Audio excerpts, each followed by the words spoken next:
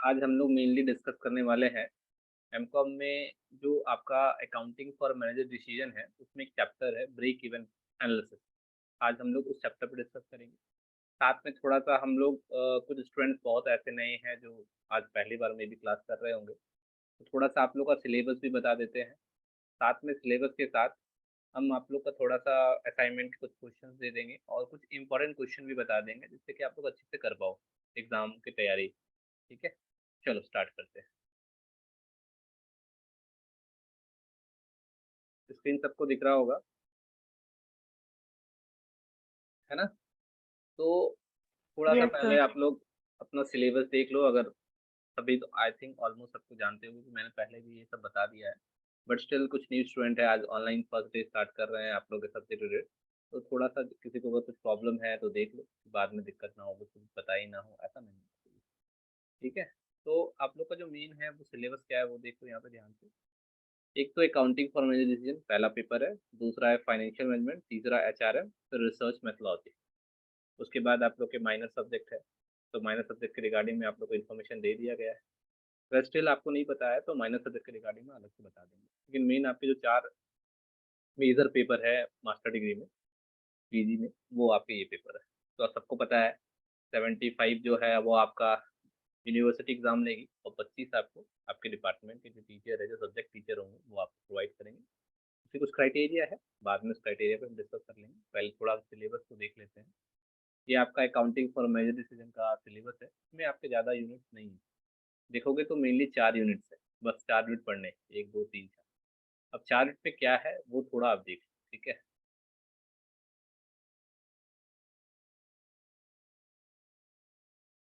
देखो, यहाँ पे आपका जो मेन सिलेबस में दिया हुआ है उसमें है एक तो मैनेजमेंट अकाउंटिंग का जो इंट्रोडक्शन पार्ट होता है, मतलब मीनिंग क्या है, ऑब्जेक्टिव, नेचर, स्कोप, ये सब।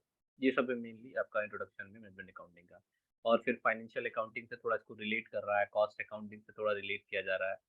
फिर मैनेजमेंट डिसीजंस क्या है, मतलब इंट्रोडक्शन पार्ट जो है मैनेजमेंट अकाउंटिंग का वो आपका सिलेबस में है। दूसरा है अकाउंटिंग में रिस्पॉन्सिबिलिटी अकाउंटिंग जो है, वो है accounting plan and responsibility centre. मतलब तो इन शॉर्ट हम लोग रिस्पॉन्सिबिलिटी अकाउंटिंग बोलते हैं।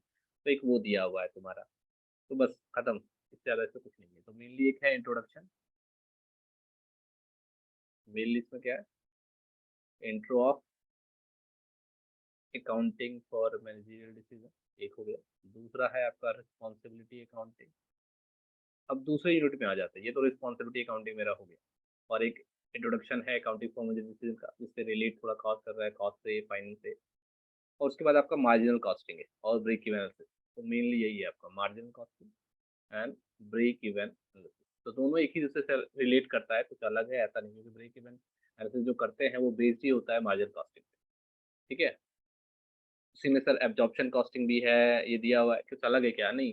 देखो, माइनर कॉस्टिंग पढ़ोगे तो साथ में एब्जॉर्प्शन कॉस्टिंग थोड़ा-सा स्टडी करना ही होगा, तभी आपको माइनर कॉस्टिंग का एक्चुअल मीनिंग क्लियर होगा। तो कुछ अलग है ऐसा मैं नहीं बोलूँगा, ठीक है? तो बस यही है आपका जो दूसरा यूनिट है। अब हम आते हैं तीसरे यूनिट पे। तो तीसरा यूनिट जो है वो है tools for analysing the financial statement. Financial statement को एनालाइज करने के लिए जो टूल्स एंड टेक्निक होते हैं वो आपको पढ़ना है। तो इसमें क्या सब कुछ पढ़ना है सर? नहीं, सब कुछ नहीं, बहुत छोटा है सिलेबस है। तो एक तो आपका होता है एनालिसिस ऑफ फाइनेंशियल स्टेटमेंट, मतलब फाइनेंस को एनालाइज कैसे करना है। तो एनालाइज करने के लिए ही तो हम टूल्स लगाते हैं।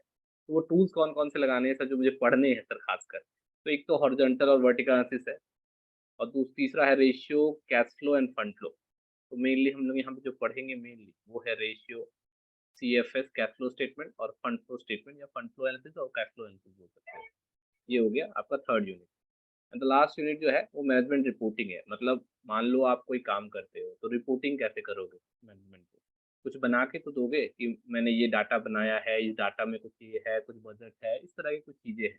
तो मेनली यहाँ पे मेरा मैनेजमेंट रिपोर्टिंग है, मतलब एक तरह से रिपोर्टिंग है, रिपोर्टिंग टू मैनेजमेंट में कैसे-कैसे हमको मैनेजमेंट को रिपोर्ट करना है।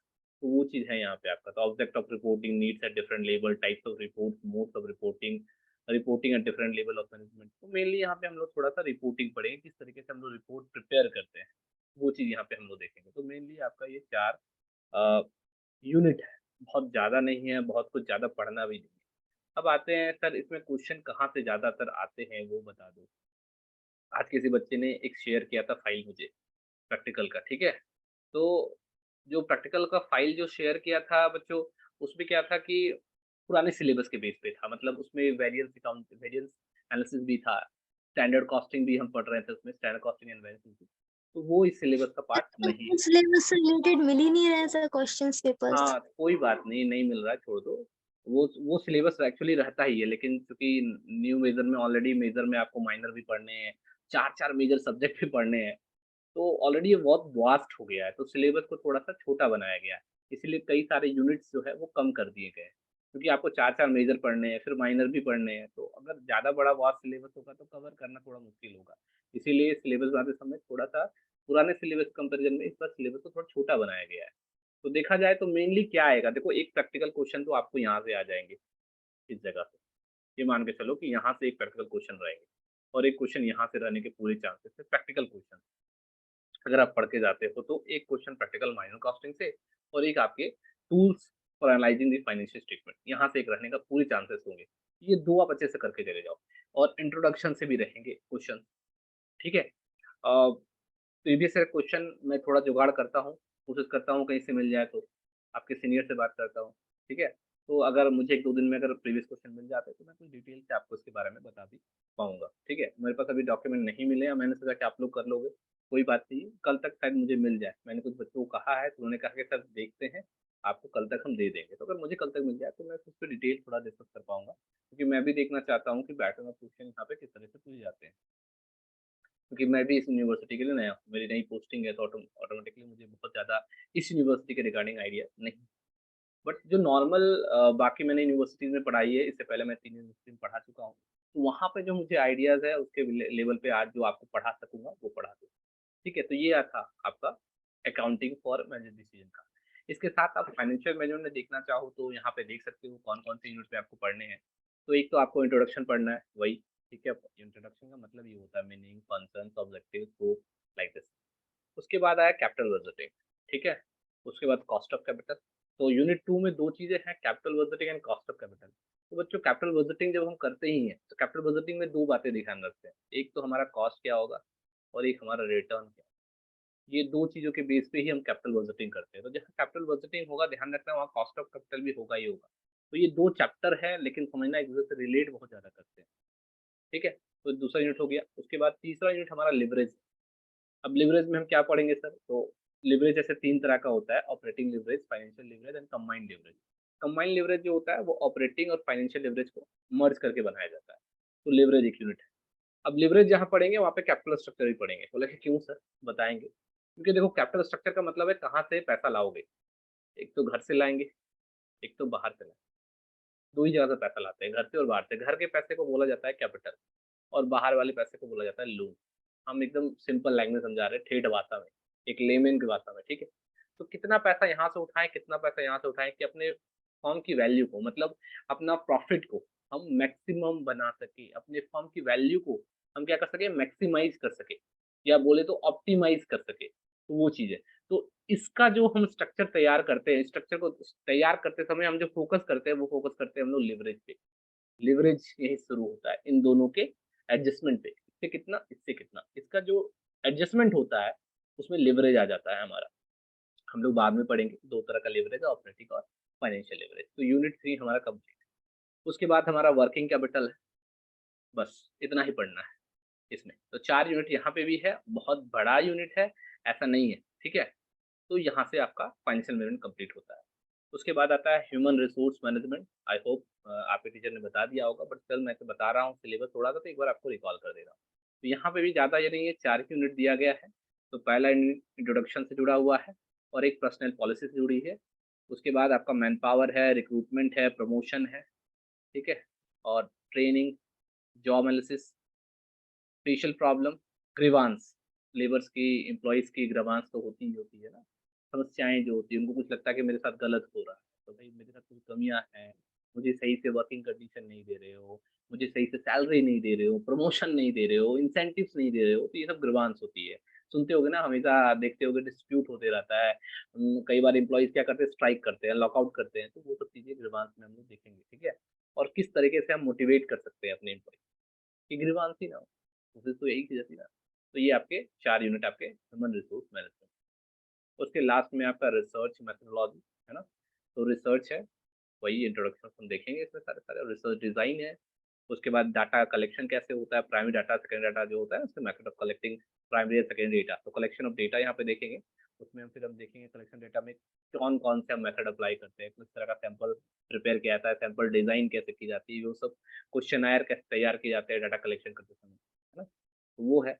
उसके बाद डाटा का एनालाइजिंग होती है, यहाँ तो डाटा कलेक्शन हो रहा है, कलेक्शन करने के बाद क्या करना है, एनालाइज करना है, तो एनालाइज करेंगे, एनालाइज करने के बाद क्या करना है, इंटरप्रिटेशन और रिपोर्ट राइटिंग करना है। तो बस मेनली वही है। तो आप देखोगे आपका जो सेकंड, थर्ड एंड फोर्थ है, वो क्या है? तो सेकंड में डाटा कलेक्शन करना, थर्ड में उस डाटा को एनालाइज करना, एनालाइज कर ले उसके बाद इंटरप्रेट करके रिपोर्ट प्रिपेयर करना। तो ये 3 यूनिट आपका यहाँ पे है। और पहला थोड़ा इंट्रोडक्शन समझ लेते हो, रिसर्च डिजाइन करना। तो ये 4 यूनिट में आपका रिसर्च मेथोडोलॉजी जो है बँटा गया है, ठीक है? तो ये सब चीज़ें हमको पढ़नी है, किसमें? रिसर्च मेथोडोलॉजी में। ये आपका 4 यूनिट था, खत्म। सर रिसर्च मेथोलॉजी में कुछ प्रैक्टिकल क्वेश्चंस भी होते हैं क्या? होते हैं लेकिन पूछने के चांसेस नहीं है। ठीक है, होते हैं, ये नहीं कहूँगा कि नहीं होते हैं। स्टैट से पूरी तरीके से समझ लो एक तरीके से ना, जहाँ रिसर्च है वहाँ स्टैटिकल टेक्निक्स भी हमें पढ़ने होंगे। रिसर्च के जो मेथोडोलॉजीज़ होते हैं, रिसर्च के जो टेक्निक्स होते हैं, वो हमें पढ़ने होते हैं। तो सर आएगा कि नहीं आएगा सर? नहीं, नहीं पूछे जाते हैं जनरली, ठीक है? ये ज़्यादातर थ्योरेटिकल होता है, तो आपको थ्योरेटिकल ज़्यादा रहेगा, तो आप थ्योरेटिकल फोकस ज़्यादा करोगे, क्योंकि थ्योरेटिकल ही क्वेश्चन होगा, ठीक है? तो यहाँ प्रैक्टिकल में फोकस आपको नहीं करना है, थ्योरेटिकल फोकस करना है। अगर अच्छे से पढ़ोगे तो आप ऑटोमेटिकली थ्योरेटिकल और प्रैक्टिकल भी आपको पढ़ना ही होता है। बट थ्योरेटिकल क्वेश्चंस आएँगे एग्ज़ाम में, ये ध्यान रखना है, ठीक है? मैं थोड़ा-सा इसको एंड कर रहा हूँ इस वीडियो को, तो क्यों सर?